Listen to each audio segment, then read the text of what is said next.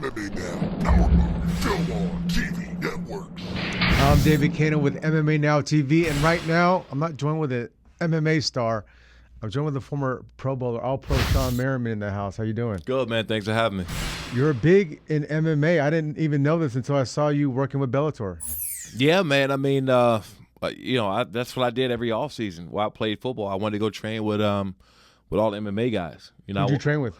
I've been in there with Chuck Liddell, Randy Couture, Ty Wheatley, Ty Woodley. Before he's all big time and stuff. Now he's big time. But just name so many guys I've been in there with. Had some great coaches over the years. Two-time, three-time Muay Thai world champions that I've been coached by. And I always used it for like hand-eye coordination and stamina.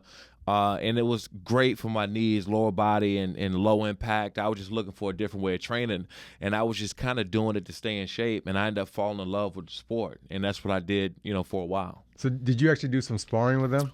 Yeah, but, not with any cameras and stuff around, because I didn't want anything to get out when I was a player, so I used to have exhibition matches and stuff like that all the time. But I'll make sure everybody put up their camera phones and. So did you spar Chuck and Randy? No. I wasn't that crazy. Not just yet. But you have a lot of weight on them. Yeah, it's weight. But one thing in the sport of MMA, it's when you're going against someone who has so much more technique than you do. Right. Strength and stuff and speed and agility can save you. Right, it can get you out of certain situations that a lot of people couldn't get out of. But at the end of the day, when someone has this advantage of have more knowledge of the sport, it comes out later in the play. Look, one round I can go with anybody, but after that, everything's up in the air. It's kind of funny it's crazy that you understand that size doesn't matter in MMA. It's like you said, the technique and how good you are of these fighters. You don't go from one sport to another. But actually, Herschel Walker didn't do a bad job for being an old man in Strikeforce. Yeah. It's funny. I've had several conversations just with Herschel Walker, and I think that he's been a great ambassador for Bellator, great ambassador for the sport, because he's someone who not only kept in tune with his body for so long, but he also transitioned well. And a lot of it it's really hard to do, because some of the things you do in football, when you want to explode and jump out of things and everything is about burst and speed and do all this other stuff, and in the sport of MMA, it's the total opposite. You have to really keep your composure. You have to be able to start being a technician and think ahead of the game. And if you understand that as an athlete coming from football going to MMA, then you can make a good transition. Now, I'm kind of interested in some of your exhibition matches. How did you do in those smokers? You know what? I've never lost. Undefeated. Yeah, I'm undefeated.